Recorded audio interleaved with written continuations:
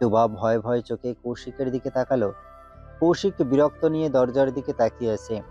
ধীরে ধীরে স্বচ্ছ চোখের শিরাগুলো লালচে রং ধারণ করছে। তুবা বিপাকে পড়ে গেল। কিভাবে সামলাবে এই পাগল ছেলেটাকে? এই ছেলে যে তুবার ব্যাপারে মারাত্মক পসেসিভ। প্রতিটা রোগের ভেতরে রক্তের পরিবর্তে ইনসিকিউরিটি প্রবাহিত হয়। এরই মাঝে কৌশিক উঠে দাঁড়ালো। বাইরে যাওয়ার জন্য এক কদম এগোতেই তুবা ছুটে এলো কৌশিকের দিকে। পিছন থেকে জাপটে ধরলো কৌশিককে। দুই হাতের শক্ত বাঁধনে আটকে নিল নিজের সাথে। বাধা পেয়ে থেমে গেল কৌশিক। রাগে হিস হিস করতে করতে বলল, তুবা ছাড়। কণ্ঠটা ছিল গা হিম করা। তুবা খানিকটা কেঁপে উঠল, কিন্তু ছাড়ল না, বরং হাতের বাঁধন আরো দৃঢ় করল। কৌশিকের শক্ত পেটের কাছে দুই হাতের শক্ত একটা বাঁধন জুড়ে দিল। মুখটা গুজে দিল কৌশিকের পিঠে। মিনমিন কণ্ঠে বলল, যাবেন না প্লিজ। যাবো তো অবশ্যই। আজ ওর সাথে একটা বোঝাপড়া করতেই হবে। দিনের পর দিন এর ছাত্রমে নেওয়া যাচ্ছে না। কি করবেন? মারামারি করবেন? সেটা কি ভালো হবে? পরিবারের সামনে তখন আমাদের বিয়ের সত্যটা বেরিয়ে আসবে। তখন আসলে আসবে, আই ডোন্ট কেয়ার। আমি জানি আপনি কিছুই কেয়ার করেন না। ডোন্ট কেয়ার ভাব নিয়ে চলতে চলতে বুদ্ধিতে ঝং ধরে গেছে আপনার। এজন্য ভুলে গেছেন বিয়েটা আপনার একার নয়, আমিও এটার সাথে জড়িত। আমার চাওয়া না চাওয়ার কি কোনো দাম নেই? তুবার শেষোক্ত বাক্য শুনে চমকে গেল কৌশিক। তুবা চায় না ওদের বিয়ের কথা পরিবারের কেউ জানুক। মেয়েটা মারাত্মক ভীতু। ভাবতেই কৌশিকের বুক চিরে একটা দীর্ঘশ্বাস বেরিয়ে এলো। দুই আঙুলে চোখ চেপে ধরল। সিফাত ততক্ষণে সিঁড়ি মারিয়ে দোতলায় উঠে পড়েছে। তুবার কণ্ঠস্বর নামিয়ে আনলো। নিচু স্বরে বলল, আসতে দিন ওকে, আমার ঘর চেক করে চলে যাবে। প্লিজ একটু চুপ হয়ে দাঁড়ান। কৌশিক যেন নিঃশব্দে মেনে নিল তুবার কথা। যেভাবে ছিল ঠিক সেভাবেই ঠায় দাঁড়িয়ে রইল। সিফাত ততক্ষণে তুবার ঘরের সামনে এসে হাজির। দরজায় দুই আঙুলের টোকায় ঠক ঠক শব্দ করে ডাকলো। তোবা, তুমি কি ভেতরে আছো? ভেতর থেকে কোনো জবাব এলো না। সিফাত ধৈর্য নিয়ে অপেক্ষা করলো। জবাব না পেয়ে ফের বলল, আজ থেকে মেলা শুরু হয়েছে। তুমি না ঘুরতে যেতে চেয়েছিলে? চলো তোমাকে মেলা দেখিয়ে নিয়ে আসি। মেলায় তো আমিও যেতে চাই। কই, কেউ তো আমাকে বললো না। রিয়া, চলো ঘুরে নিয়ে আসি। রসিকতা করে কথাগুলো বলতে বলতে এগিয়ে এলো রিয়া। আচমকা তুবার পরিবর্তে রিয়ার জবাব শুনে কিছুটা অপ্রস্তুত হয়ে গেল সিফাত। কোনো মতে জোর করে মুখে হাসি টেনে বলল, ওই না, মানে তোমার যেতে চেয়েছিল তাই আর কি। তুমিও যাবে? চলো তাহলে। যাবো তো বটে, তুমি যখন নিজে থেকে বললে তখন কি আর না করা যায়?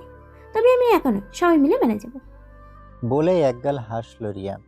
সিফাত যেন এক বিন্দুও সন্তুষ্ট হলো না, তবে মুখে জোরপূর্বক হাসি ঠিকই অব্যাহত রাখলো। রিয়া ভুরু নাচিয়ে বলল, কি, ঘুরতে নিয়ে যাবে না? তাহলে খুঁটির মতো দাঁড়িয়ে রইলে কেন? তোমা তোমাকে আমি রেডি করিয়ে নিয়ে আসছি, তুমি যাও। রিয়ার জবাবে সিফাতের মন ক্ষুণ্ণ হলো। ছেলেটা মুখ ভার করে নিচে নেমে গেল। সিফাত যাওয়া পর্যন্ত রিয়া দাঁড়িয়ে রইল সেখানে। একদম সিঁড়ি পেরিয়ে সিফাত উঠোনে যেতেই রিয়া স্বস্তির নিঃশ্বাস ছাড়ল। একবার আর চোখে তাকালো কৌশিকের ঘরের দিকে। দরজাটা চাপানো, কিন্তু লক করা নয়। রিয়া গুটি গুটি পায়ে এগিয়ে গেল সেদিকে। কৌশিকের ঘরের দরজায় ছোট্ট করে টোকা দিয়ে বলল, রোম্যান্স শেষ হলে দুজনে বাইরে এসো। আর ভাইয়া, দরজা লক করা শেখো। এটুকু বলেই মিটিমিটি হাসতে হাসতে চলে গেল রিয়া। ভেতর থেকে তুবা কান পেতে শুনছিল সবকিছু। বারান্দা ফাঁকা হতেই ফোঁস করে নিঃশ্বাস ছাড়ল। কৌশিক তখনও একইভাবে দাঁড়িয়ে। এই পর্যায়ে এসে মুখ খুলল। সারা জীবন এভাবে ধরে দাঁড়িয়ে থাকবে নাকি? জড়িয়ে ধরে সামনে থেকে ধরবে, পেছনে আবার কি? কৌশিকের এরূপ খোঁচা মারা কথা শুনে জিভ কামড় দিল তুবা, তবে হার স্বীকার করল না।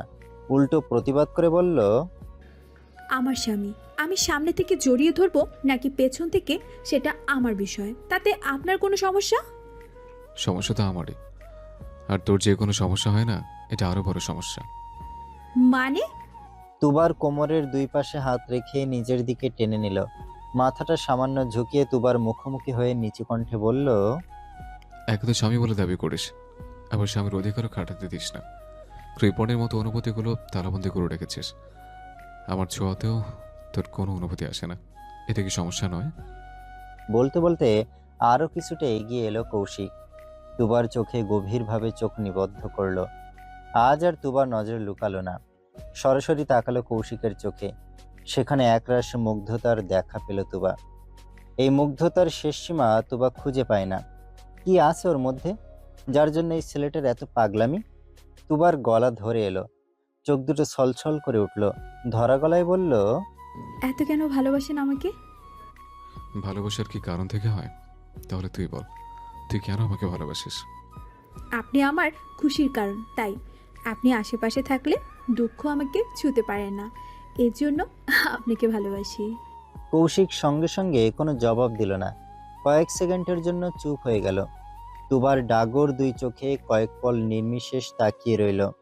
সেই নীরবতার স্থায়িত্ব হলো কয়েক সেকেন্ড। এর পরপরই নীরবতা ভেঙে কৌশিক মোহনীয় কণ্ঠে বলল, নির্দিষ্ট কারণ থাকলে যে একসময় প্রেমের সমাপ্তি ঘটবে জান। আমার তাকে ভালোবাসার নির্দিষ্ট কোনো কারণ নেই, আর না আছে আমার ভালোবাসার কোনো সীমারেখা। ওই মহাবিশ্বের যেমন কোনো শেষ নেই, তোর প্রতি আমার ভালোবাসাও কোনো শেষ নেই। তবে হ্যাঁ, একটা কথা বলতে পারি, তুই আমার মানসিক শান্তি, আমার সব ক্লান্তির মহৌষধ। তুই আমার সুখের ঠিকানা, বেঁচে থাকার এবং একমাত্র কারণ। তুবার চোখ থেকে টুপটাপ করে কয়েক ফোঁটা অশ্রু গড়িয়ে পড়ল। কান্নার দাপটে গলা ধরে আসলো।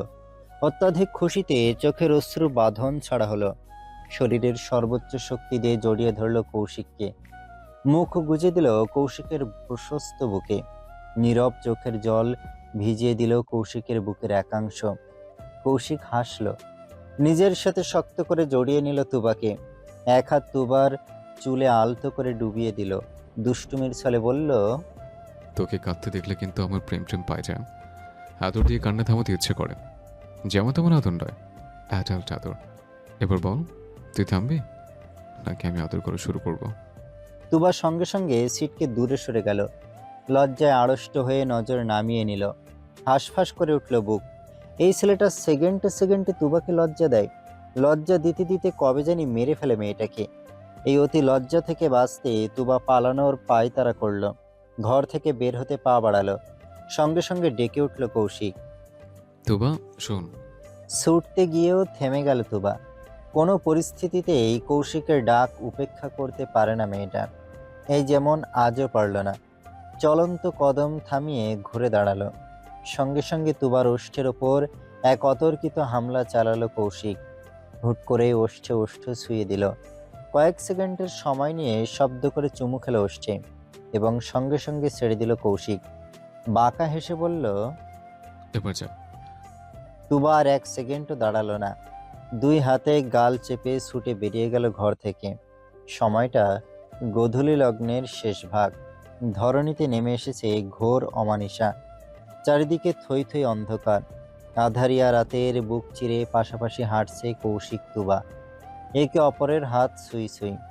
সুঠাম দেহি কৌশিকের পাশে তুবা একটা পুতুল যেন। কৌশিকের কাঁধ থেকে ইঞ্চিখানিক লম্বা তুবা, তবুও যেন দুজনকে একসাথে বড্ড বেশি মানায়। দূর থেকে এই বিরল দৃশ্য দুচোখ ভরে দেখল মৌমিতা। সচরাচর পরিবারের ভয়ে ওরা দুজন আলাদাভাবে ঘুরতে যাওয়ার সুযোগ পায় না। আজ যেন মোক্ষম সুযোগ পেয়েছে একাকী সময় উপভোগ করার। মৌমিতা প্রশান্তির শ্বাস টানল। এমনিতে দুই ভাই বোনের মধ্যে যতই ঝগড়া হোক না কেন, তবে রক্তের টান আলাদা একটা জিনিস। তার উপর দুজন যমজ। এ জগতে দুই ভাই বোনের অস্তিত্ব একসাথে তৈরি হয়েছে, মায়ের পেটে একসাথেই বেড়ে উঠেছে, দুনিয়াতে আগমনও ঘটেছে একসাথে। এজন্য ঝগড়া বিবাদ যতই হোক, একে অপরের মন বোঝা দুজনের জন্য চুটকির ব্যাপার। অপরদিকে সিফাতকে বগল দাবা করে রেখেছে রিয়া। সেই বাড়ি থেকে শুরু করে এখনো পর্যন্ত নিজের সাথে আটকে রেখেছে। কিছুতেই ছেলেটাকে তুবার আশেপাশে ঘেঁষতে দিচ্ছে না। রিয়া যেন পণ করে রেখেছে, ওর ভাই বোনের মাঝে এই কাবাবের হাড্ডিকে ঢুকতে দেবে না। তার জন্য যুদ্ধ করতে হলে করবে, প্রয়োজনে হাতা খুন্তি নিয়ে যুদ্ধে নামবে রিয়া। তবুও তার লাভবাট ভাই বোনের মাঝে তৃতীয় কেউ এলাও নয়। সিফাত বেচারা অসহায় ভঙ্গিতে রিয়ার সাথে পা মেলাচ্ছে শুধু। মনে মনে ভাবছে কিভাবে রিয়াকে ফাঁকি দিয়ে পালানো যায়। গ্রামের মেলার আলাদা একটা সৌন্দর্য আছে। এই যেমন বিস্তৃত মাঠ জুড়ে সারি সারি দোকান বেছানো হয়েছে। দোকানগুলোতে হরেক রকমের জিনিসপত্র, যেগুলো সচরাচর শহরে দেখা যায় না। তুবা মুগ্ধ চোখে তাকিয়ে দেখতে লাগলো দোকানগুলো। ধরণীতে এখন অন্ধকার নামলেও মেলার মাঠ জুড়ে অন্ধকারের ছিটেফোঁটা নেই। প্রতিটা দোকানে জ্বলছে বিভিন্ন রঙের লাইট, কোনোটা সাদা, কোনোটা লাল, আবার কোনোটা সবুজ। তুবার ঠোঁটের কোণে চমৎকার হাসি, চোখে মুখে উচ্ছ্বাস। মেলার সৌন্দর্য উপভোগ করতে গিয়ে মেয়েটা ভুলেই বসলো পাশের মানুষটার কথা, যার মুগ্ধ নজর এক এবং একমাত্র তুবার মুখে স্থির। তুবার ঠোঁটের কোণের প্রাণবন্ত হাসি কৌশিকের হৃদয় শীতল করে দিল। কৌশিক নির্বিশেষ তাকিয়ে রইল তুবার হাসি খুশি মুখের দিকে। আচমকা পাশ দিয়ে একদল ছেলে যেতে লাগলো। কৌশিকের নজর সতর্ক হলো। অতি সন্তর্পণে তুবাকে এক হাতে জড়িয়ে নিল। ছোট্ট দেহটা ঢেকে নিল নিজের বলিষ্ঠ দেহের আড়ালে। তুবার মনোযোগে ব্যাঘাত ঘটল। ঘাড় উঁচিয়ে চাইল কৌশিকের দিকে। কৌশিকের নজর তখন তুবার দিকেই ছিল।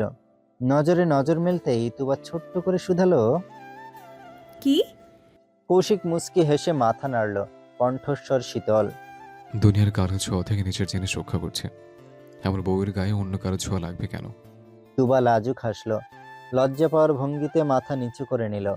এতে কৌশিকের ঠোঁটের হাসি প্রশস্ত হলো। দুষ্টুমির ছলে বলল, প্রিয়সের লাজুক চাহনি প্রেমিক পুরুষের হৃদয় জুড়ে ঝড় তুলে দেয়। ট্রাস্ট মি জান, ভেতরে ঝড় আমাকে লন্টা ফন্টা করে দিচ্ছে। একবার বুকে হাত রেখে দেখ। তুবা হাঁসফাঁস করে উঠল, অস্বস্তির স্বরে বলল, আপনি থামবেন? আচ্ছা, থেমে গেলাম। বলেই সোজা হয়ে দাঁড়ালো কৌশিক, যেন সে খুবই বাধ্য ছেলে। কিন্তু তুবা এখনো তার বাহুবন্ধনে আবদ্ধ। সেই অবস্থাতেই তুবা হাতের আঙুল দিয়ে ইশারা করে দেখালো, ওই চুরির দোকানে চলুন না, আমি কিছু কাঁচের চুড়ি নেব। তোর জন্য জানটা ভাজে, সেখানে চুরি তো সামান্য ব্যাপার।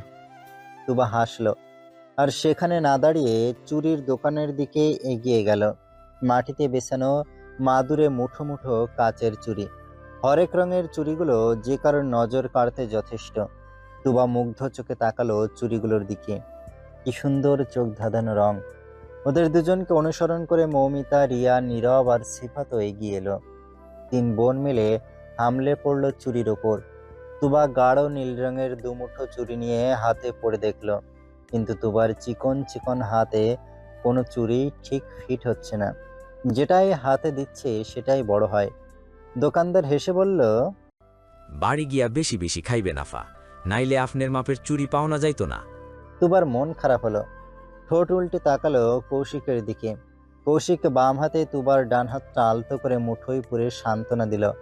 এরপর নিজে উদ্যোগে খুঁজতে লাগলো ছোট সাইজের নীল চুড়ি আছে কিনা। ঠিক এমন সময় তুবার সামনে এক মুঠো নীল চুড়ি ধরল সিফাত। বেশ আগ্রহ নিয়ে বলল, দেখো তো তোবা, এটা হাতে ঠিক হয় কিনা। মুহূর্তেই তুবার চোখ দুটো বড় বড় হয়ে গেল। সঙ্গে সঙ্গে ঘাড় ঘুরিয়ে তাকালো কৌশিকের দিকে। এতেই যেন দেহের শক্তি ফুরিয়ে এলো তুবার। কৌশিকের চোয়াল শক্ত হয়ে গেছে, দুই হাতের পেশি ফুলে উঠেছে, কপালের মাঝের শিরাও জেগে উঠেছে। তুবা আঁতকে উঠল। কৌশিককে থামাতে যাবে তার আগেই কৌশিক হুট করেই সিফাতের কলার চেপে ধরল। কেউ কিছু বুঝে ওঠার আগেই সজোরে ঘুষি বসালো সিফাতের নাক বরাবর। সঙ্গে সঙ্গে নাক দিয়ে রক্ত বেরিয়ে গেল। সিফাত ব্যথায় মৃদু আর্তনাদ করে উঠল। মুহূর্তের মধ্যেই একটা ছোটখাটো ঝড়ের সৃষ্টি হলো যেন। কৌশিকের আকাশ সমান রাগ চারিদিকে প্রখর উত্তাপ ছড়ালো। বাম হাতের মুঠোয় সিফাতের কলার চেপে ধরে নাক বরাবর আরো একটা ঘুষি মেরে দিল কৌশিক। দ্বিতীয়বার ঘুষিতে সিফাতের নাক দিয়ে রক্ত বের হতে লাগলো। হ্যাংলা পাতলা দেহটা এক হাতেই কিছুটা উঁচু করে ফেলেছে কৌশিক। বেচারা পায়ের আঙুলে ভর দিয়ে দাঁড়িয়েছে, কণ্ঠে আতঙ্ক।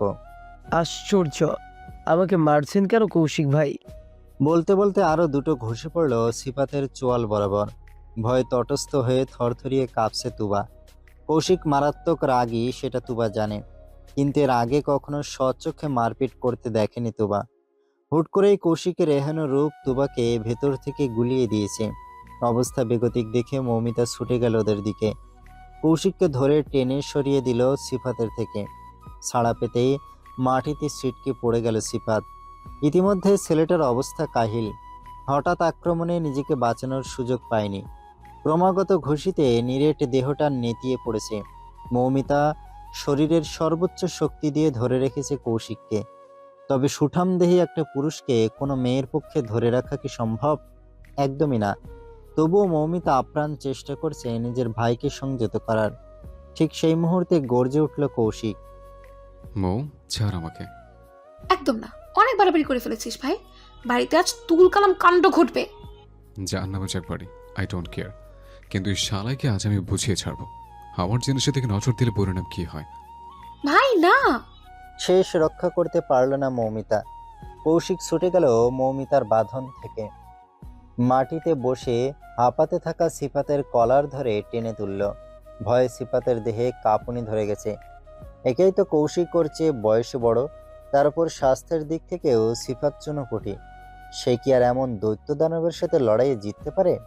এরই মাঝে কৌশিক সিফাতের কলার চেপে ধরে আরো একটা ঘুষি মেরে হুঙ্কার ছাড়ল। সহজ কথা সহজভাবে বুঝিস না, তাই না? ওকে, শেষবারের মতো বোঝাচ্ছে, আমার দুবার থেকে 10 হাত দূরে থাকবে। এই মাপের যদি 1 ইঞ্চিও এদিক সেদিক হয়, কসম জানা মেরে ফেলবো তোকে।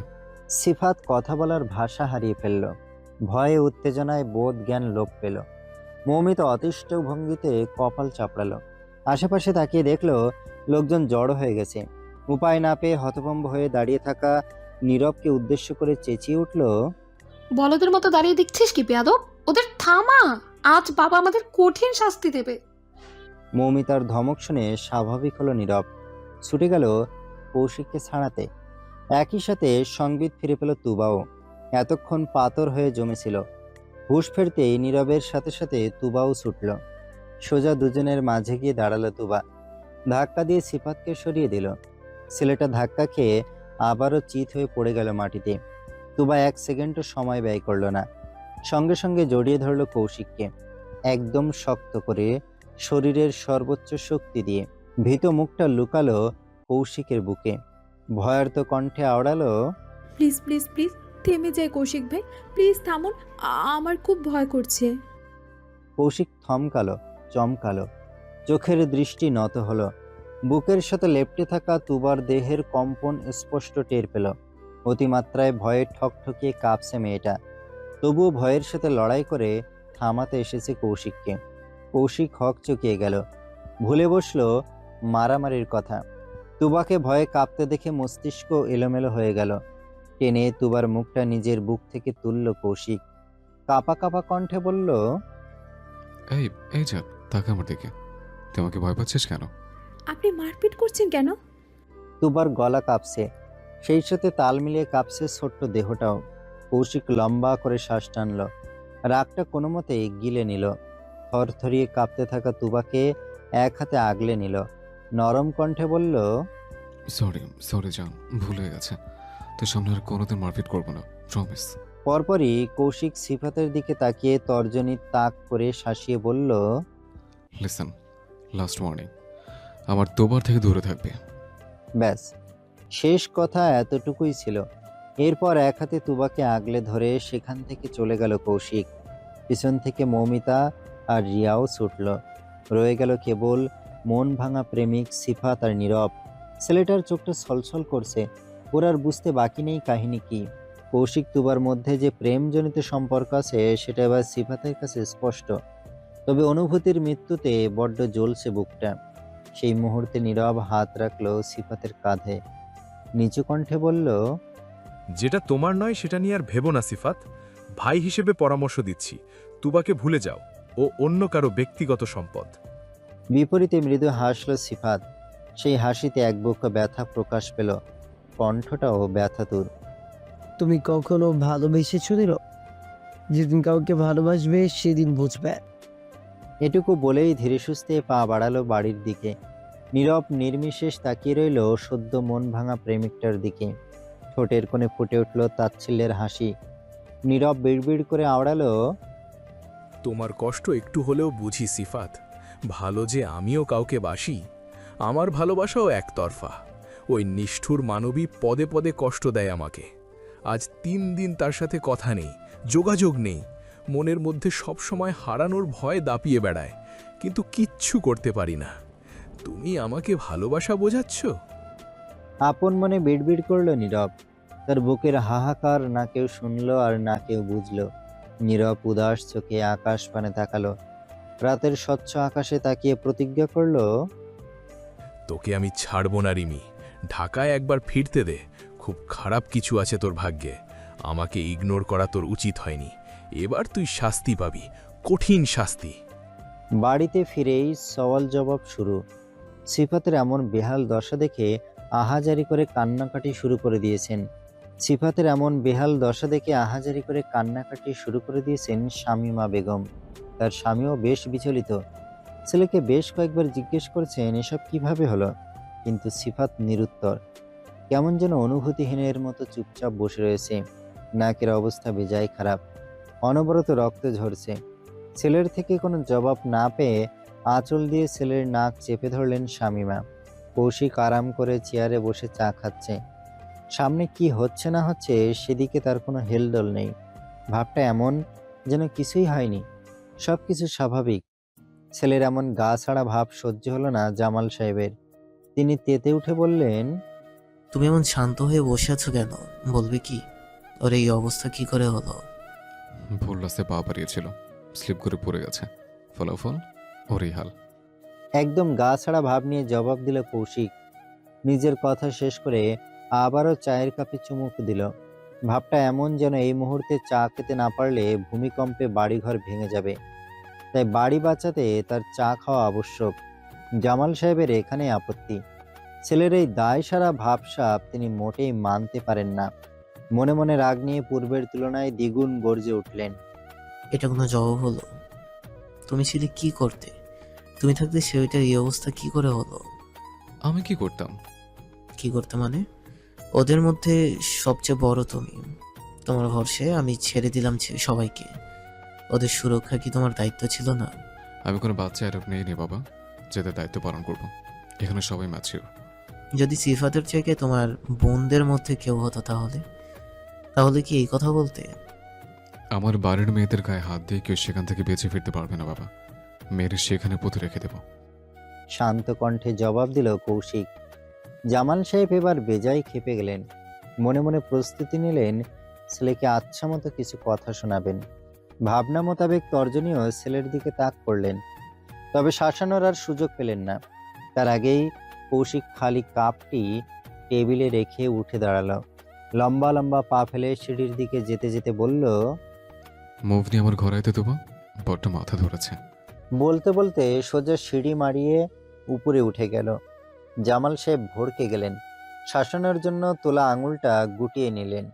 পরপরই গলা উঁচিয়ে চেঁচিয়ে উঠলেন, হ্যাঁ, মাথা তো ধরবেই। এমন অসভ্যের মতো হং ধরে থাকলে মাথা ধরবে না? শুধু ধরা কেন, ধর থেকে মাথা খসে পড়ে যাবে বেয়াদব ছেলে। কনক চাপা বেগম এগিয়ে এলেন। ছেলের পক্ষ নিয়ে বললেন, সবসময় আমার ছেলের দোষ ধরবেন না তো। হয়ে গেছে হয়তো কোনো দুর্ঘটনা, তাতে আমার ছেলের কি দোষ? ও থাকতে এই ঘটনা কেন ঘটলো? এটাই ওর দোষ। দুই স্বামী স্ত্রীর মুখের দিকে হতভম্ব নজরে তাকিয়ে রইল সিফাত। মনে মনে তাচ্ছিল্য হাসল। আহ, কি প্রশ্ন! ও থাকতে এই ঘটনা কেন ঘটলো? অথচ এই ওটা ছিল বলেই এই ঘটনা ঘটল। সওয়াল জবাবের পালা মোটামুটি শেষ। পরিস্থিতি সামাল দিতে মৌমিতা মন গড়া এক কাহিনী শুনিয়ে দিয়েছে যে অন্ধকারে হাঁটতে গিয়ে হোঁচট খেয়ে পড়ে গেছিল সিফাত। বাড়ির বড়রা বিশ্বাস করবে না করেও বিশ্বাস করে নিয়েছে। আপাতত এই চ্যাপ্টার ক্লোজ দেখে তুবা স্বস্তির নিঃশ্বাস ছেড়ে কৌশিকের ঘরের দিকে পা বাড়ালো। যাওয়ার পথে জামাল সাহেবের ঘর থেকে মুভ মলমটাও নিয়ে গেল। দরজার কাছাকাছি এসে দুই আঙুলের টোকায় ঠক ঠক শব্দ করল। সঙ্গে সঙ্গে ভেতর থেকে ভেসে এলো কৌশিকের দৃঢ় কণ্ঠ, আমার ঘরে ঢুকতে তো নক করার প্রয়োজন নেই বাবা, কৌশিকের সবকিছু তোর জন্য উন্মুক্ত। তুবা মাথা নিচু করে লাজুক হাসলো। এরপর দরজা ঠেলে ভেতরে ঢুকলো। কৌশিক বিছানায় বসে মাথা নিচু করেছিল। তুবা ঘরে ঢুকতেই চোখে মেলে তাকালো। তুবা আঁতকে উঠল কৌশিকের চোখের দিকে তাকিয়ে। লাল রক্তবর্ণ ধারণ করেছে চোখ দুটো। তুবা হকচকিয়ে গেল। দ্রুত পায়ে ছুটল কৌশিকের কাছে। দুই হাতে কৌশিকের মুখ আগলে ধরল। বিচলিত কণ্ঠে শুধালো। এমন কেন লাগছে আপনাকে? আপনি ঠিক আছেন? কৌশিক সামান্য হাসল, বিনা দ্বিধায় তুবার কোমর জড়িয়ে ধরল, মুখ গুজে দিল নরম বক্ষ ভাঁজে। তুবা চমকে উঠল, আচমকা কেঁপে উঠল পুরো শরীর। হঠাৎ গভীর ছোঁয়ায় দেহের শক্তি খুইয়ে বসল, লজ্জায় আড়ষ্ট হয়ে নুয়ে গেল। হৃৎপিণ্ডের ধুকপুকানি বেড়ে গেল হাজার গুণ। ধড়াস ধড়াস করে দামামা বাজতে লাগলো। সেই শব্দে স্পষ্ট কানে পৌঁছালো কৌশিকের। মুচকে হাসল কৌশিক, মাথাটা সামান্য উঁচু করল। দেখতে পেল তুবা চোখ খিচে বন্ধ করে রেখেছে। এতে কৌশিকের মুখের হাসি প্রশস্ত হলো। কৌশিক দুষ্টুমির ছলে ফিসফিস করে বলল, সাধারণ ছোঁয়া তেমন করলে হবে জান? তাহলে গভীর ছোঁয়া কিভাবে সহ্য করবে? তুবা জবাব দিতে পারল না। গাল দুটো লাল হয়ে এলো। দুই হাতে কামিজের হাঁটুর দিকের অংশ খামচে ধরল। কৌশিক ঠোঁট কামড়ে হাসল। এরপর তুবাকে ছেড়ে দিল। খাটের সাথে হেলান দিয়ে আধশোয়া হয়ে বসল। ব্যথাতুর কণ্ঠে বলল, একটু মাথা টিপেতে চান? তোর হাতে ছোঁয়া না পেলে বোধ হয় এই ব্যথা থামবে না। এই পর্যায়ে তুবা চোখ খুলল। ফোঁস করে নিঃশ্বাস ছেড়ে আটকানো দমটা স্বাভাবিক করল। এরপর ধীরে সুস্থে কৌশিকের পিছনে গিয়ে দাঁড়ালো। আঙুলের ডগায় মুখ নিয়ে কপালের দুই পাশে লাগিয়ে দিল। এরপর আলতো হাতে মাথার দুই পাশে চাপতে লাগলো। আবেশে চোখ বন্ধ করে নিল কৌশিক। একদম শান্ত হয়ে গেল। এক পর্যায়ে তুবা মিনমিন করে বলল, আপনি বলেছিলেন রাতে আমাকে নিয়ে ঘুরতে বের হবেন। এই আবদার কিন্তু পূরণ করেননি। আজ রাতে যাবে? আজ তো কত কাহিনী ঘটে গেল। আজ থাক, তাহলে আগামীকাল নিয়ে যাবেন। তুই চাইলেই নিয়ে যাব। মনে থাকে যেন। আর হাতে গোনা 3 দিন আমরা আছি এখানে। কাল কিন্তু মিস করা চলবে না। তুবার কথা শেষ হওয়ার সাথে সাথে ফট করে বন্ধ চোখের পাতা মেলে ধরল কৌশিক। ঘাড় পেছনে বাঁকিয়ে তুবার মুখোমুখি হলো। মুহূর্তেই তুবার ঘাড়ে হাত রেখে টেনে নিজের দিকে নিয়ে আসলো। সেকেন্ডের ব্যবধানে শব্দ করে চুমু খেলো তুবার ঠোঁটে এবং সঙ্গে সঙ্গে ছেড়ে দিল। এরপর স্বাভাবিক কণ্ঠে বলল, মনে থাকবে। ঘটনার আকস্মিকতায় হতভম্ব তুবা। কয়েক সেকেন্ড লাগলো তার ঘটনা বুঝতে। এরপর লজ্জায় লাল হয়ে এক কদম পিছিয়ে গেল মেয়েটা। এলোমেলো কণ্ঠে বলল, আপনি একটা অসভ্য। তুবা আর এক মুহূর্ত সেখানে দাঁড়ালো না, ছুটে বেরিয়ে গেল ঘর থেকে। শোনা গেল কৌশিকের উচ্চস্বরে অট্টহাসি। ধীর ধীর করে রাত পেরিয়ে ভোরের আগমন। ধরনীর বুক থেকে আধার কেটে গিয়ে আলো ছড়িয়ে পড়েছে। বাড়ির গিন্নিরা রান্নাবান্নার কাজে ব্যস্ত। রান্নাঘরে টুংটাং শব্দ পুরো বাড়ি জুড়ে ভেসে বেড়াচ্ছে। সেই শব্দের খানিকটা তুবার কানে ভেসে এলো। গভীর ঘুম ছুটে গেল তুবার। একটু নড়ে চড়ে কাত ঘুরে আবারও ঘুমালো। তৎক্ষণাৎ কানে ঝংকার তুলল বোনদের অট্টহাসি। তুবার ঘুম এবার পুরোপুরি ছুটে গেল। চোখ মুখ কুঁচকে উঠে বসলো। হাই তুলতে তুলতে নিচে নেমে এলো। এই সাত সকালে তার বোনদের হাসির কারণ খতিয়ে দেখতে হবে। ঘর থেকে বেরিয়ে বারান্দা থেকে নিচে নজর দিতেই তুবার চোখের বাকি ঘুমটুকু উড়ে গেল। মুহূর্তেই তুবার চোখে মুখে অমাবস্যার আধার নামলো। এই সাত সকালে রাইমার আগমন ছিল সম্পূর্ণ অনাকাঙ্ক্ষিত। তুবার সদ্য ঘুম থেকে ওঠা নরম তুলতুলে মনটা ভেঙে দিতে এটুকুই যথেষ্ট ছিল। নিচে রিয়া এবং মৌমিতার সাথে কি সুন্দর হেসে হেসে কথা বলছে রাইমা। দুই পাশ থেকে তুবার মির্জাফর বোন দুটোর মুখ থেকে যেন খই ফুটছে। হাসির দাপটে দাঁত খুলে খুলে পড়তে চাইছে। তুবার কান্না পেল। একদম হাত পা ছড়িয়ে বাচ্চাদের মতো কাঁদতে ইচ্ছে করলো।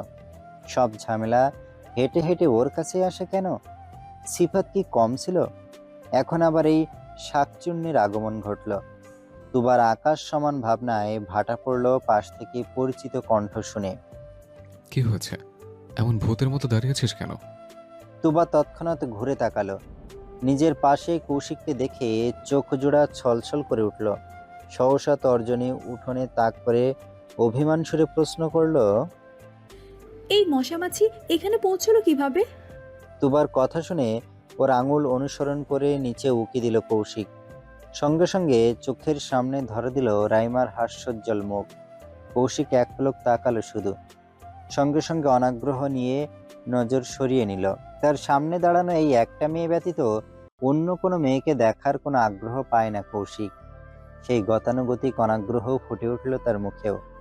একরাশি বিরক্তি নিয়ে আওড়ালো। শালা আপদ পেছন ছাড়ে না। এটুকু বলেই থেমে গেল কৌশিক। পরপরই কিছু একটা ভেবে ঠোঁট কামড়ে হাসলো। তুবার দিকে একটু ঝুঁকে গিয়ে বলল, খোদার কি বিচার দেখেছিস জান, এখানে আসার পর থেকে প্রতি সেকেন্ডে সেকেন্ডে জ্বলে পুরো মরছি আমি। সেটা হয়তো উপরওয়ালার কাছে ন্যায় বিচার মনে হচ্ছিল না, তাই তো রাইমাকে হাতে করে এনে এখানে পৌঁছে দিল। অর্থাৎ এবার আমার সাথে সাথে তুইও জ্বলে পুরো মরবি। এবার পারফেক্ট আছে। বলেই দুষ্টুমির হাসি দিল কৌশিক। অন্য সময় হলে এই হাসি দেখে এক দফা ক্রাশ খেয়ে পেট ভরত তুবা। তবে এই মুহূর্তে এই হাসিটা তুবার বিন্দুমাত্র পছন্দ হলো না, বরং ছোটখাটো বাঘিনীর মতো গর্জে উঠে বলল, একদম হাসবেন না, ওই শাকচুনি আশেপাশে আপনাকে যেন না দেখি। দেখলে কি করবে? আমিও প্রতিশোধ নিতে জানি। আপনি রাইমা আপুর সাথে ঘেঁষাঘেঁষি করলে আমি সোজা সিফাত ভাইয়ের কোলে গিয়ে বসে থাকবো। তুবার বক্তব্য শেষ হতেই কৌশিকের ঠোঁটের কোণের হাসিটুকু উবে গেল। তুবার দুঃসাহসিক বর্ণনা শুনে দপ করে মাথায় আগুন জ্বলে উঠল। আচমকা শক্ত করে চেপে ধরল তুবার নরম গাল। রাগে হিসিয়ে বলল, জানে মেরে ফেলবো। এই কথা দ্বিতীয়বার উচ্চারণ করলে সিফাতকে মেরে পুঁতে দেব। না থাকবে কোল, আর না থাকবে কোলে বসানো মানুষ। কৌশিকের তর্জন গর্জনে আজ আর তুবা দমে গেল না, বরং কৌশিকের সমান সমান তেজ নিয়ে সেও গর্জে উঠে বলল, ও আচ্ছা, আর আমি কিছু করব না। আপনার আশেপাশে ওই শাকচুনিকে দেখলে আমি আপনাকে মেরেই দিব। হুমকি দিচ্ছিস আমাকে? হ্যাঁ দিচ্ছি। কৌশিক থামল। তুবার জ্বলতে থাকা চোখের দিকে নির্বিশেষ তাকিয়ে রইল। এই চোখের ভাষা পড়তে কৌশিকের খুব বেশি বেগ পেতে হয় না। এই যেমন মুহূর্তেই পড়ে নিল এই ডাগর চোখের অপ্রকাশিত কথা। সেখানে লুকিয়ে আছে এক আকাশ সমান ভয়। মিসের আগের পর্দা টেনে সেই ভয়, সংশয়, ইনসিকিউরিটি এবং মনে মনে জ্বলতে থাকা জেলাসির আগুন ঢাকতে চাইছে তুবা, কিন্তু বরাবরের মতোই সে ব্যর্থ। কৌশিক যে ওর চোখের ভাষা পড়ে নিল। তুবার মনের অস্থিরতা ধরতে পেরে নিজের রাগটা গিলে নিল কৌশিক। চেপে ধরে রাখা গালটাও এবার ছেড়ে দিল। এতটুকুন সময় লালচে দাগ পড়ে গেছে। সেদিকে তাকিয়ে ফোঁস করে নিঃশ্বাস ছাড়ল কৌশিক। কণ্ঠ স্বাভাবিকভাবে ঠান্ডা করে বলল, কি করতে হবে আমাকে বল, আমি কি করলে তুই খুশি? ওই শাকচুনিটাকে টোটালি ইগনোর করবেন। বেশ, করলাম। এমনিতেও আমার রুচির সাথে যায় না, তবুও আমার কাছে তোর কথাই শিরোধার্য। তাহলে তোর চোখের এই ইনসিকিউরিটি যাবে তো? তুবা সঙ্গে সঙ্গে নজর সরিয়ে নিল। ধরা পড়ে যাওয়া চোরের মতো নজর লুকাতে ব্যস্ত হয়ে পড়ল। সেটা দেখে হেসে ফেলল কৌশিক। এক কদম এগিয়ে এসে দুজনের মধ্যেকার দূরত্ব সামান্য ঘোচালো। একটু আগে চেপে ধরা তুবার গালে আলতো করে আঙুল বুলিয়ে বলল, ব্যথা লেগেছে? তুবা ডানে বামে মাথা নেড়ে না বোঝালো। কৌশিক আবারও হাসল। ঠোঁটে হাসি অব্যাহত রেখে বলল, ব্রাশ করেছিস? না। আয় ব্রাশ করিয়ে দিই। বলেই তুবার গালটা হালকা করে চেপে ধরে নিজের হাতে রাখা পেস্ট লাগানো ব্রাশটা তুবার মুখে ঢুকিয়ে দিল। আকস্মিক কৌশিকের এহেন কাণ্ডে ভড়কে গেল তুবা। রাইমার চিন্তা মুহূর্তে উড়াঞ্ছু হয়ে মাথা থেকে বেরিয়ে গেল। মস্তিষ্কে শুধু একটাই বাক্য প্রতিধ্বনি হলো, তুবা, তুই অন্য কারোর ব্যবহৃত ব্রাশ মুখে নিয়েছিস। ভাবতেই পেট গুলিয়ে সব বেরিয়ে আসতে চাইল। তুবার চেহারার বিদঘুটে অবস্থা দেখে কৌশল আড়ালে হাসল। এরপর সিরিয়াস মুখ করে বলল, কি এমন ওভার রিয়েক্ট করার কি আছে? ঠোঁটে চুমু খেতে পারিস, কিন্তু এক ব্রাশ দিয়ে ব্রাশ করতে পারিস না। ওয়াই? আমার তো কোনো সমস্যা হয় না। আপনি একটা নোংরা। মুখে ব্রাশ নিয়েই চেঁচিয়ে উঠল তুবা। এতে কৌশিকের হাসি প্রশস্ত হলো। এবার একটু উচ্চস্বরেই হেসে ফেলল। হাসতে হাসতে বলল, রিল্যাক্স জান, মজা করছিলাম। এটা আমি ব্যবহার করিনি, নতুন ব্রাশ মাত্র প্যাকেট থেকে বের করে আনছি। তুবা জেনে কিছুটা স্বস্তি পেল এবার, কিন্তু রাগ কিছুতেই কমল না। কৌশিকের দিকে একটা আগুন আগুন লোক দিয়ে তাকালো। তাতে কৌশিকের মাঝে বিন্দুমাত্র হেলদোল প্রকাশ পেল না, বরং মাথাটা সামান্য ঝুঁকিয়ে ফিসফিস করে বলল, কি এভাবে তাকাচ্ছিস কেন? তোর এই লোক দেখে যে কষে চুমু দিতে ইচ্ছে করছে, দেবো নাকি একটা? তুবা আর দাঁড়ালো না সেখানে, অন্তদন্ত পায়ে নিচে নেমে গেল। এই পাগলের সামনে দাঁড়িয়ে লজ্জাকে ডেকে ডেকে আনার কোনো মানেই হয় না। তুবাকে নিচে নামতে দেখে ঠোঁট কামড়ে হাসলো কৌশিক। এরপর আবারও নিজের ঘরে চলে গেল নতুন আর একটা ব্রাশ বের করতে। আগামীকাল কৌশিকের জন্মদিন। গুনে গুনে ২৬ বছরে পা রাখবে কৌশিক। রাইমার হঠাৎ আগমনের মূল কারণ এটাই। পছন্দের মানুষের সবকিছুর কানায় কানায় রপ্ত করে রেখেছে রাইমা। যার ওপর মন হারিয়ে বসে আছে, তার জন্মদিন কি ভোলা যায়? তাই তো বাবা মাকে ভুলিয়ে ভালিয়ে চলে এসেছে গ্রামে। উদ্দেশ্য, কৌশিকের জন্য আগামীকাল বিশেষ কিছু করবে। এই কথা শোনার পর থেকেই চোখমুখ আধার করে বসে আছে তুবা। রাইমার উছাল মাচাল দেখে তুবার নিজের মনের চঞ্চলতা হারিয়ে যাচ্ছে। একমাত্র প্রাণপ্রিয় মানুষটার জন্মদিন উপলক্ষে তুবাও বিশেষ কিছু ভেবে রেখেছে। সচরাচর তুবার শাড়ি পরা নিষেধ। এই নিষেধাজ্ঞা স্বয়ং কৌশিকের তরফ থেকে। তুবা ভেবে রেখেছে আজকে সব নিষেধাজ্ঞার বেড়ি ভেঙে কৌশিকের প্রিয় নীল রঙের শাড়ি পরবে। মনের মতো সেজে কৌশিকের সামনে হাজির হবে। দুজনে একান্তে কিছু সময় কাটাবে। গভীর রাতে গ্রামের আঁকাবাঁকা পথে দুজনে হাতে হাত রেখে হাঁটবে। বিস্তীর্ণ সবুজ মাঠের নরম ঘাসে শুয়ে চাঁদের আলো গায়ে মাখবে। একটা রোমাঞ্চকর সুন্দর দিন হিসেবে স্মৃতির পাতায় বসিয়ে দেবে দিনটা। তবে তুবার পরিকল্পনায় সেগুড়ে বালি। রাইমা বোধহয় আর তুবার শখটা পূরণ করতে দেবে না। ভাবতেই দু চোখ ভরে এলো তুবার। চিৎকার করে কাঁদতে মন চাইল, কিন্তু কাঁদার আর সুযোগ পেল না। একরাশ মন খারাপ নিয়ে ছাদে গেল তুবা। রাইমার উপস্থিতি মেয়েটাকে বড্ড পীড়া দিচ্ছে। বুকটা থেকে থেকে মুচড়ে উঠছে। প্রিয় মানুষের প্রতি অন্য নারীর এত আগ্রহ কোনো মেয়ের পক্ষেই সহ্য করা সম্ভব নয়। সেখানে এই মানুষটা তো তুবার স্বামী। তিন কবুল বলে হালালভাবে যার সাথে জীবন জড়িয়েছে, এজন্য হয়তো বুকের জ্বালা একটু বেশি। মনের হাঁসফাঁস ভাব কমাতে তুবা চঞ্চল পায়ে ছাদে গেছে। এখানে আসার পর থেকে এই প্রথম তুবা ছাদে আসলো। এর আগে কোনো কারণে ছাদে ওঠা হয়নি। মন মেজাজ ভালো না থাকায় তুবা আর আশেপাশে দেখার আগ্রহ পেল না। পা টেনে টেনে একদম ছাদের শেষ প্রান্তে চলে গেল। স্যাঁতস্যাঁতে পুরনো ছাদের রেলিংয়ে হাত রেখে আকাশে দৃষ্টি নিবদ্ধ করল। আজ আকাশটা মেঘলা। আবসা মেঘ ভেসে বেড়াচ্ছে পুরো আকাশ জুড়ে। রাশি রাশি মেঘপুঞ্জের আড়ালে ঢাকা পড়ে গেছে উত্তপ্ত সূর্য। তাই তো বেলা 10টা বাজার পরও রোদের লেশ মাত্র পড়ছে না ধরণীর বুকে। তুবা উদাসীন চোখে একবার মেঘলা আকাশপানে তাকালো। ভাষাহীন নিষ্প্রাণ চোখে তাকিয়ে রইল। ঠিক এমন সময় পাশ থেকে ভেসে এলো কারোর পরিচিত কণ্ঠ। তোমার কি মন খারাপ?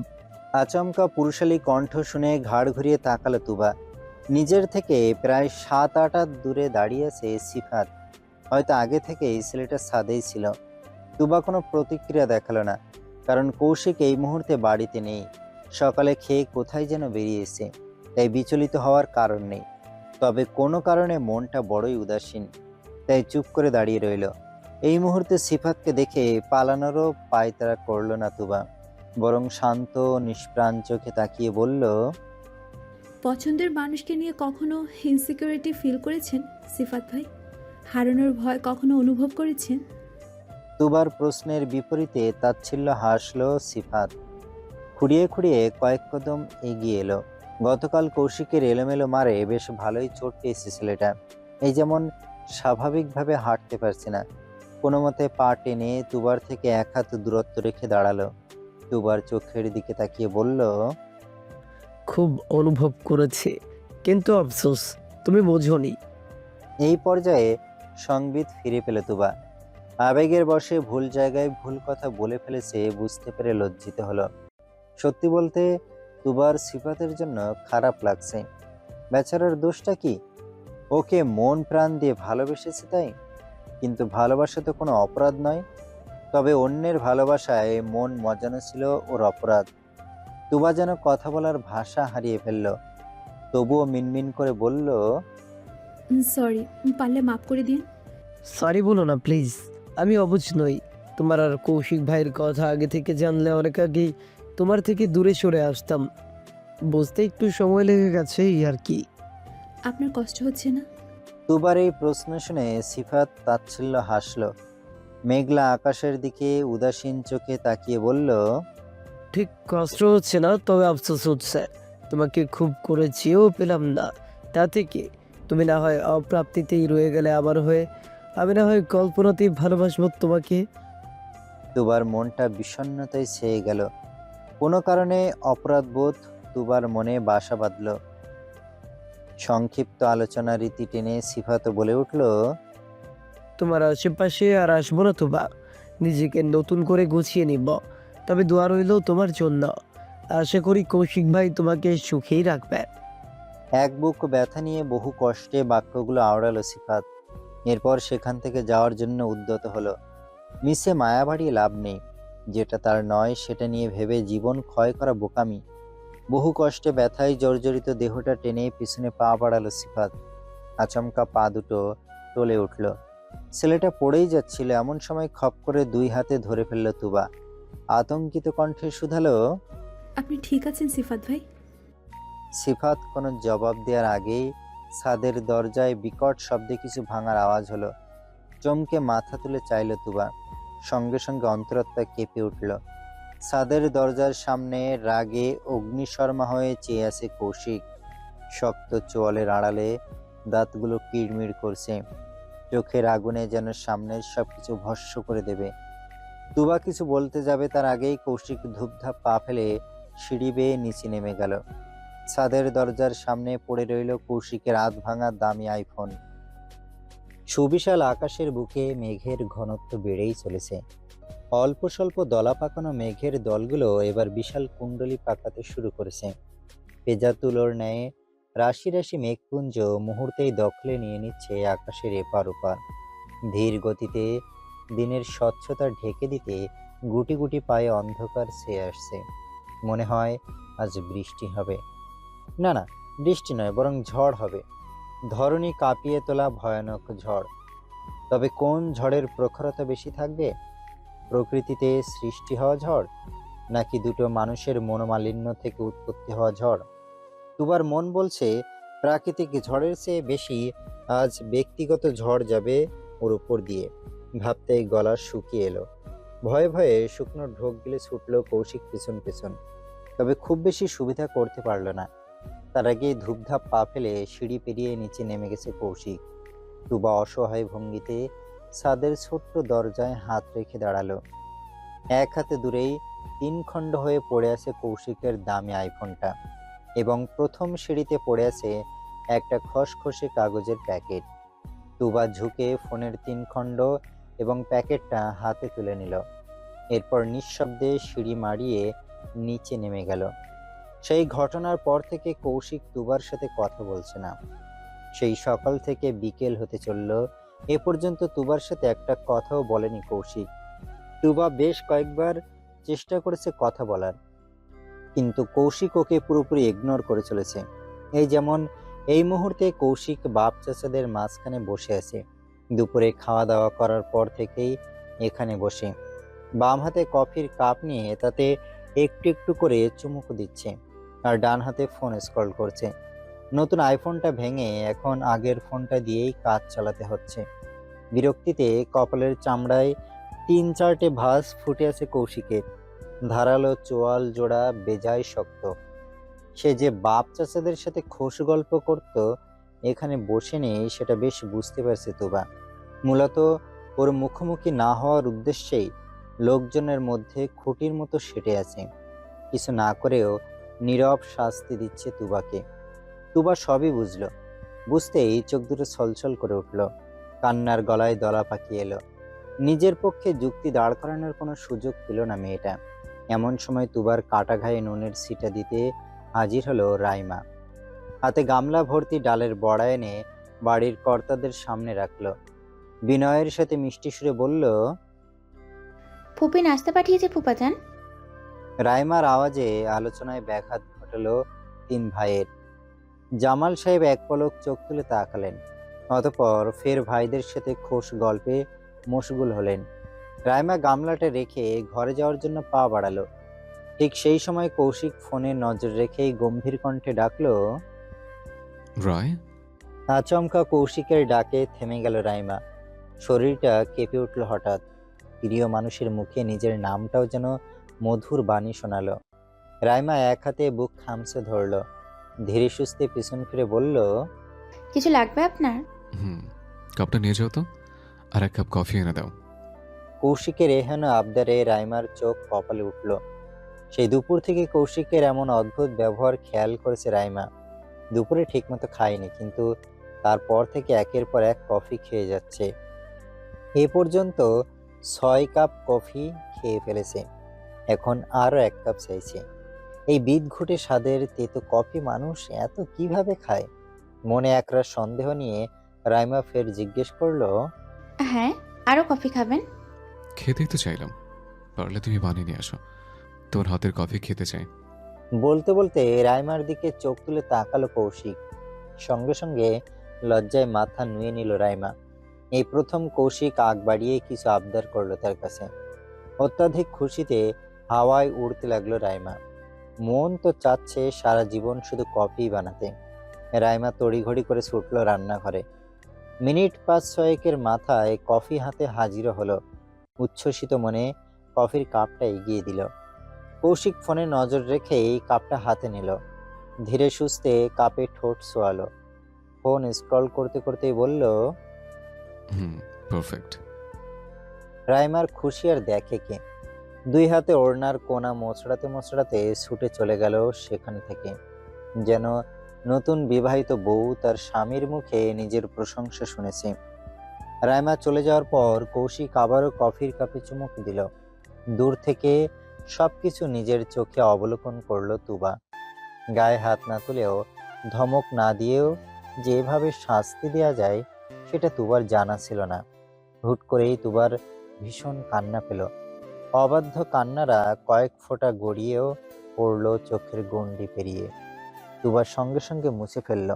কোনো মতে কান্না আটকে ধূপধাপ পা ফেলে সিঁড়ি বেয়ে উপরে উঠে গেল। তুবা চলে গেছে বুঝতে পেরে ফোন থেকে নজর সরালো কৌশিক। আর চোখে তাকালো সিঁড়ির পানে। দেখলো তুবা গুটি গুটি পায়ে উপরে উঠে যাচ্ছে। পরপরই মুখে জমিয়ে রাখা কফিটুকু পাশে ফেলে দিল কৌশিক। কাঁচা মাটির উঠোন হওয়ায় সঙ্গে সঙ্গে তরলটুকু শুষে নিল মাটি। কৌশিক মুখ বিকৃত করে 2বার থুতুও ফেলল। মনে হচ্ছে জঘন্য কিছু মুখে দিয়েছে। শুধুমাত্র তুবার ওপর জেদ করে এই অখাদ্য মুখে নিতে হলো ওকে। না হলে রাইমার হাতের পানীয় কৌশিক মুখে তুলত না। মুখের ভাবভঙ্গি বিকৃত করে কৌশিক বিড়বিড় করে আওড়ালো, পোড়ার দহন কেমন হয় এবার বুঝতে পারছিস তো? আমিও দিন রাত এই দহনেই পড়ি। তোকে একটা শিক্ষা দেওয়ার প্রয়োজন ছিল জান। I am sorry for that, but trust me, আর কষ্ট দেব না। আকাশ জুড়ে বসেছে তুমুল মেঘের মেলা। রাশি রাশি মেঘপুঞ্জ দাপটের সাথে দাপিয়ে বেড়াচ্ছে। সকাল থেকে মেঘরাশি ভাসতে ভাসতে ভর সন্ধ্যায় এসে একে অপরের সঙ্গে সংঘর্ষে লিপ্ত হয়েছে। সেই সংঘর্ষের ফলাফল স্বরূপ আকাশ কাঁপিয়ে বর্ষণ হানা দিল ধরণীতে। ইতিমধ্যে শুরু হয়ে গেছে ঝুম বৃষ্টি। তুমুল বাতাসে গাছের ডালপালা বেসামাল গতিতে দুলছে। মেঘের কারণে এই ভর সন্ধ্যায় মনে হচ্ছে রাত নেমে এসেছে। এই মুহূর্তে সবাই যাই যাই ঘরে আছে। ঝড় বৃষ্টি না থামলে উঠোনে নামার কায়দা নেই। সারাদিন শেষে মাত্রই কৌশিক নিজের ঘরে ফিরেছে। সেই সকাল থেকে উঠোনে শটান হয়ে বসেছিল। পিঠ মাজা ধরে গেছে একদম। বিছানায় গা এলিয়ে না দিলে শান্তি পাচ্ছে না। ভাবনা মোতাবেক ক্লান্ত দেহটা ছেড়ে দিল বিছানায়। উপুড় হয়ে শুয়ে বালিশে মুখ গুজে চোখ দুটো বন্ধ করে নিল। মিনিট 10 হবে হয়তো তার ঘরে আসার। ঠিক সেই মুহূর্তে হন্তদন্ত হয়ে ছুটে এলো মৌমিতা। পিছন পিছন রিয়াও এসেছে। ঘরে পা রেখেই মৌমিতা হাঁপাতে হাঁপাতে বলল, তুবা এসেছে ভাই? আচমকা মৌমিতার কণ্ঠ শুনে বন্ধ চোখের পাতা খুলল কৌশিক। তড়িৎ শোয়া থেকে উঠে বসে পূর্ণ দৃষ্টিতে তাকালো মৌমিতার দিকে। নিজের বোন কেমন হাঁপাতে দেখে ভুরু কুঁচকে বলল, তুবা আসেনি আমার ঘরে, তোমার হাঁপাচ্ছিস কেন? তুবাকে কোথাও খুঁজে পাচ্ছি না, পুরো বাড়ির কোথাও নেই। মৌমিতার কথাগুলো যেন বজ্রপাত ঘটালো কৌশিকের মাথায়। আচমকা মুচড়ে উঠল বুকটা। হৃৎপিণ্ডে কেউ যেন খস করে ধারালো ছুরি বিধিয়ে দিল। কৌশিক হুট করে ঘাড় ঘুরিয়ে জানালার বাইরে তাকালো। বাইরে ঝুম বৃষ্টি, মিনিটে মিনিটে আকাশ কাঁপিয়ে বিদ্যুৎ চমকাচ্ছে। এই ঝড় বৃষ্টির মধ্যে মেয়েটা কোথায় যাবে? কৌশিক তড়িঘড়ি করে উঠে দাঁড়ালো। অস্থির কণ্ঠে শুধালো, বাড়িতে নেই মানে? এই ভর সন্ধ্যা বৃষ্টির মধ্যে কোথায় যাবে? জানি না, সবাই মিলে খুঁজছে, কিন্তু কোনো ঘরে তোবা নেই। ছাদে দেখেছিস? দেখেছি, ছাদেও নেই। দুশ্চিন্তায় কৌশিকের মাথা হ্যাং হয়ে গেল। মাথার দুই পাশে রক দপদপ করে লাফাতে লাগলো। মাথায় চুলগুলো এক হাতে খামচে ধরে কিছু ভাবতে লাগলো। এরপর হুট করে উদ্ভ্রান্তের মতো ছুটে বেরিয়ে গেল ঘর থেকে। কৌশিকের চলন্ত কদম জোড়া থামলো নিচতলার শেষ দিকের সিফাতের ঘরে, যেখানে বাড়ির সবাই তুবাকে খোঁজাখুঁজি করতে ব্যস্ত। অথচ সিফাত সেখানে নিজের ঘরে ঘাপটি মেরে বসে আছে। কৌশিক অনুমতিবিহীন হুড়মুড়িয়ে ঢুকে পড়ল সিফাতের ঘরে। ছেলেটা খাটের সাথে হেলান দিয়ে বই পড়ছিল। এমন সময় ঝড়ের গতিতে কৌশিক এসে ওর কলার চেপে ধরল। রাগে দাঁত পিড়মিড় করে বলল, তুবা কোথায়? বল, কোথায় তুবা? আচমকা আক্রমণে ভড়কে গেল সিফাত। কৌশিকের কথার কোনো আগামাথা বুঝল না। অবুঝ স্বরে প্রশ্ন করলো, হ্যাঁ মানে একদম ভংচং দেখাবে না সিফাত, সত্যি করে বল, আমার তুবা কোথায়? আমি জানি না ভাই, আমি সত্যি কিছু জানি না। বোকার মতো ডানে বামে মাথা নাড়তে নাড়তে বলল কথাটা। কৌশিক তখনও দাঁত পিড়মিড় করছে। ধীরে ধীরে স্বচ্ছ চোখ দুটো রক্তিম বর্ণ ধারণ করছে। কৌশিকের চেহারার রং পরিবর্তন দেখে ভয়ে ভয়ে শুকনো ঢোক গিলল সিফাত। কিছু না করেও ছেলেটা আবারও ফেঁসে গেছে। কৌশিকের পিছু নিতে নিতে সিফাতের ঘর পর্যন্ত চলে এসেছে নীরব। কৌশিককে সিফাতের কলার চেপে ধরে শাসাতে দেখে দৌড়ে গিয়ে ছাড়িয়ে নিল। অতিষ্ঠ ভঙ্গিতে বলল, ও কিছু জানে না ভাই, ছেলেটা ভালো করে হাঁটতেও পারছে না, ওকে ছেড়ে দাও প্লিজ। তাহলে কোথায় গেছে তুবা? বাঘের মতো গর্জে উঠে প্রশ্ন করল কৌশিক। নীরব ওকে শান্ত করার চেষ্টা করে বলল, জানলে কি আর খোঁজাখুঁজি করি? আগে তুমি শান্ত হও, ঠান্ডা মাথায় ভাবো, তোমাদের কি ঝগড়া হয়েছে? আমি বিকালে তুবাকে কাঁদতে দেখেছি। নীরবের শেষোক্ত কথাটা শুনে বুকের ভেতর মোচড় দিয়ে উঠল কৌশিকের। অসহ্য যন্ত্রণায় বুকটা জ্বলে উঠল। দম আটকে হাঁসফাঁস করতে লাগলো। তুবা কেঁদেছে, কথাটা মস্তিষ্কের প্রতিটা নিউরনে নিউরনে সুচ ফুটিয়ে দিল যেন। বুকের ভেতর আগুনের মতো জ্বলে উঠল। বুকের জ্বালা কমাতে এক হাতে বুক ডলল কৌশিক, তবে কাজ হলো না। ভীষণ অস্থির অস্থির লাগছে, গলাটাও শুকিয়ে আসছে। দুই হাতে চুল খামছে ধরে কিছু একটা ভাবলো কৌশিক। এর পরপরই উদ্ভ্রান্তের মতো ছুটে বেরিয়ে গেল বাড়ি থেকে। এই ভর সন্ধ্যায় দিক দিগন্ত ভুলে এলোমেলো পায়ে আঁকাবাঁকা কাঁচা রাস্তা ধরে ছুটে চলেছে কৌশিক। ঝুম বৃষ্টিতে ভিজে পুরো শরীর সাদা হয়ে গেছে, অথচ ছেলেটার সেদিকে বিন্দুমাত্র খেয়াল নেই।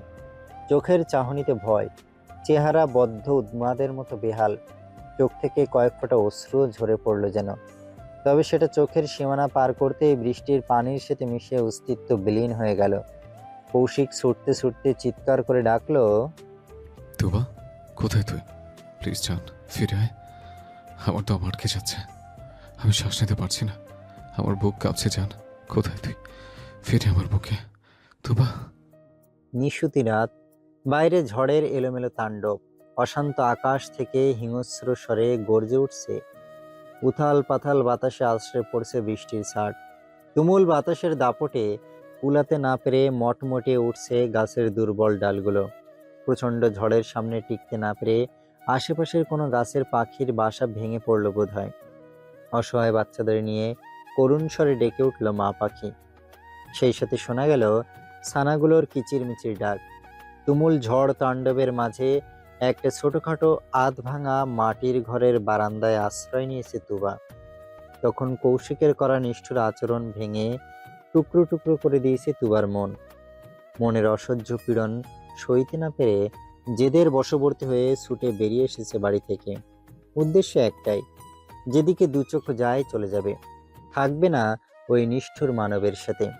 সে যদি তুবাকে ছাড়াই নিজের সুখ খুঁজে পায়, তাহলে পাক, ভালো থাকুক সে। তুবা আর ফিরবে না তার জীবনে। অত্যাধিক জেদে এমন হাজারটা উল্টোপাল্টা চিন্তা নিয়ে বেরিয়ে এসেছে বাড়ি থেকে। তবে বোকা মেয়েটা এটা ভাবেনি সে মূলত যাবে কোথায়। এই অচেনা গ্রামের কতটুকুই বা চেনে। রাগের চোটে বাড়ি থেকে বেরিয়ে তো এলো, কিন্তু ওর শেষ গন্তব্য কোথায়? অবুঝপনা করতে গিয়ে পড়ে গেল চরম বিপদে। বুক ভর্তি নিদারুণ দহন আর মাথা ভর্তি এক ঝুড়ি জেদ নিয়ে চলে এসেছে বাড়ি থেকে অনেকটা দূরে। এদিকে তুবার আগে কখনো আসা হয়নি। রাস্তা চেনার তাগিদে তুবা যখন ঘুরে ফিরে চারদিকে অবলোকন করছিল, ঠিক সেই মুহূর্তে ঝড়ঝরিয়ে বৃষ্টি শুরু হলো। এই ভর সন্ধ্যায় বৃষ্টিটা ছিল অনাকাঙ্ক্ষিত। মিনিটের ব্যবধানে সাধারণ বৃষ্টি তুমুল ঝড়ে রূপ নিল। উপায়ান্তর না পেয়ে দিক বেদিক ভুলে ছুটল তুবা, কিন্তু কোন রাস্তা ধরে এসেছে ঠিক বুঝে উঠতে পারল না। হারিয়ে যাওয়ায় ভয়ে আতঙ্কে বোধজ্ঞান খুঁয়ে বসল। ঝড় বৃষ্টির থেকে বাঁচতে উদ্ভ্রান্তের মতো আশ্রয় খুঁজতে মরিয়া হয়ে উঠল। কিন্তু বিপত্তি ঘটল এখানে। এই জায়গাটা তুলনামূলক একটু বেশি শুনশান। আশেপাশে যত দূর নজর যায় শুধু বিস্তীর্ণ মাঠ আর সারি সারি আমের বাগান। বাগানের পাশে একটা ছোট পুকুরও আছে। এছাড়া দৃষ্টিসীমার মধ্যে কোনো বাড়িঘর নজরে আসলো না। এতে যেন তুবার ভয় শত গুণ বেড়ে গেল। আতঙ্কিত চোখ মুখে পাগলের মতো ছুটল এদিক ওদিক। খানিকটা দূরে বিক্ষিপ্তভাবে দুটো আধ ভাঙা মাটির ঘর দেখা গেল। তুবা ছুটল সেদিকে, কিন্তু হায়, ঘর দুটো জনমানব শূন্য। ঘুণে ধরা কাঠের দরজায় জং ধরা তালা ঝোলানো। তুবার এবার হাত পা ভেঙে এলো। শক্তিহীনের মতো মাটির বারান্দাতেই ধপ করে বসে পড়ল। মনের কষ্ট, ভয়, আতঙ্ক সব মিলিয়ে একটা মিশ্র অনুভূতি হলো। দুই হাতে মুখ ঢেকে ফুপিয়ে কেঁদে উঠল তুবা। বাতাসের বেগ বাড়ছে, সেই সাথে পাল্লা দিয়ে বাড়ছে বৃষ্টির প্রকোপ। বারান্দায় বসেও এলোমেলো বাতাসের কারণে বৃষ্টির ছাটে ভিজে গেছে তুবা। দুই হাতে তখনও মুখ চেপে কাঁদছে। সময়ের সাথে সাথে কান্নার বেগ বেড়েই চলেছে। এক পর্যায়ে গলা ছেড়ে চিৎকার করে কেঁদে উঠল তুবা। মনের সব দুঃখ কষ্ট চিৎকারের সাথেই উগড়ে দিল। কণ্ঠ চিরে বেরিয়ে এলো তীব্র আর্তনাদ।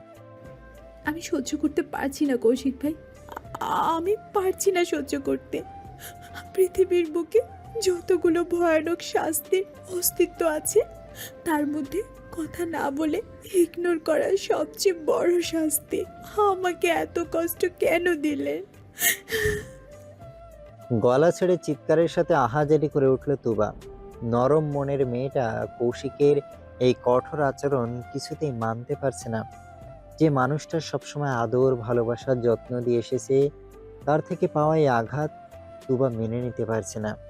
চিৎকার করে কাঁদতে কাঁদতে হাঁটুতে মুখ গুজে দিল।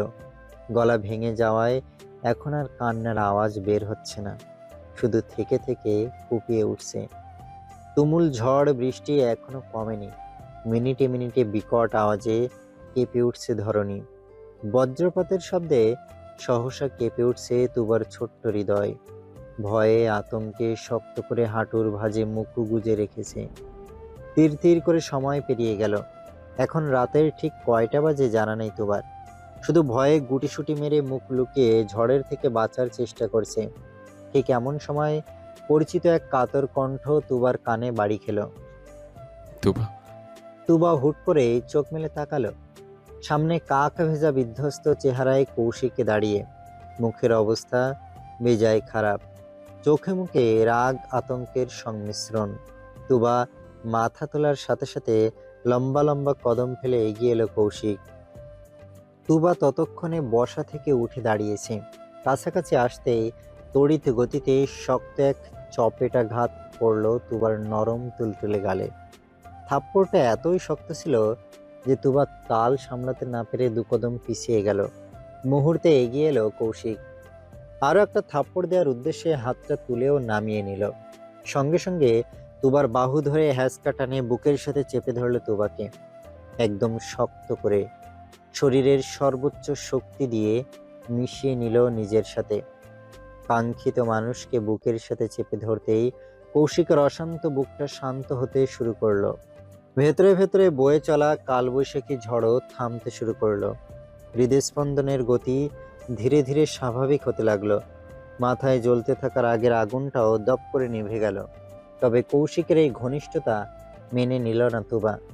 ভেতরের রাগ অভিমান এখনো তাজা, যেটা এই মুহূর্তে আগুনের স্ফুলিঙ্গের মতো জ্বলে উঠল নতুন উদ্যোগে।